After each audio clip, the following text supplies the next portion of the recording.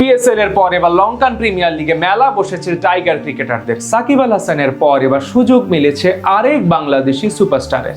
দুজনই আবার খেলবেন একই দলের হয়ে। নিলামের আগেই টাইগার এই দুই ক্রিকেটারের সাথে চুক্তি সম্পন্ন করেছে এলপিএল এর সবচেয়ে সফল এক ফ্র্যাঞ্চাইজি।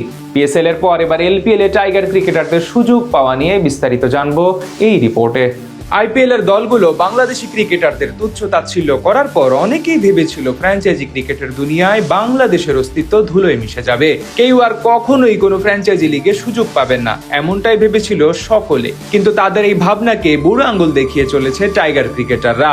একের পর এক টুর্নামেন্টে ডাক পড়েছে বাংলাদেশি তারকাদের। মাসখানেক আগেই পাকিস্তান সুপার লিগ মাতিয়ে এসেছেন 5 বাংলাদেশি ক্রিকেটার। এবার টাইগারদের চোখ থাকবে লঙ্কা প্রিমিয়ার লিগে, কেননা সেখানে এবার মাঠ কাঁপাতে চলেছে সাকিব আল হাসান, তাসকিন আহমেদরা। ইতিমধ্যেই নিলামের আগে সরাসরি চুক্তিতেও দল পেয়ে গেছেন এই দুই তারকা ক্রিকেটার।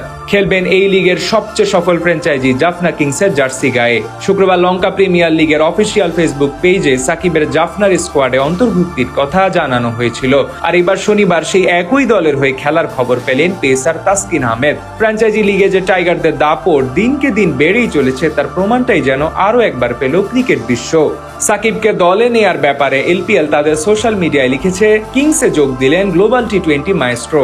সাকিব আল হাসান এলপিএল 2026 কে সামনে রেখে জাফনা কিংসের সঙ্গে চুক্তি করেছেন। এর আগেও লঙ্কা প্রিমিয়ার লিগের 2023 সালের আসরে খেলেছিলেন সাকিব। সেবার গল মার্বেলসের হয়ে মাঠ মাতিয়েছিলেন বিশ্বসেরা এই অলরাউন্ডার। সেই আসরে 9 ইনিংসে ব্যাট করা সাকিব রান করেছিলেন 138, সাথে আবার তুলে নিয়েছিলেন 10 খানা উইকেট। সাকিবের অলরাউন্ড পারফরমেন্সে সেবার আসরে তৃতীয় হয়েছিল গলের ফ্র্যাঞ্চাইজিটি।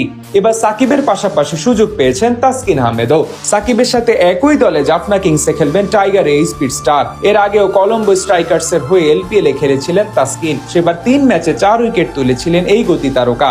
নিজেদের সোশ্যাল মিডিয়ায় আলাদা এক পোস্টে তাসকিনকে দলে নেওয়ার কারণ ব্যাখ্যা করে এলপিএল কর্তৃপক্ষ লিখেছে, জাফনা পেস আক্রমণে যুক্ত করলো আগুন ঝরানো শক্তি।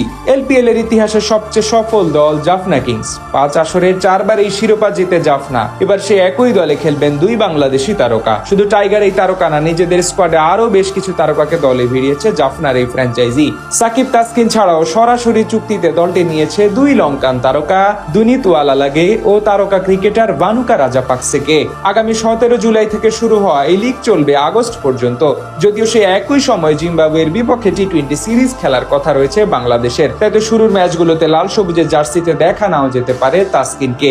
তবে সাকিবের ক্ষেত্রে অবশ্য কোনো সমস্যায় পড়তে হবে না জাফনাকে, কেননা প্রায় 2 বছর ধরে জাতীয় দলের বাইরে আছেন সাকিব। এমনকি সবশেষ 6 মাসে কোনো প্রতিযোগিতামূলক ম্যাচেও মাঠে নামা হয়নি সাকিবের। তবে এলপিএল দিয়ে আবারও 22 গজে ঝড় তোলার অপেক্ষায় আছেন বিশ্বসেরা এই অলরাউন্ডার।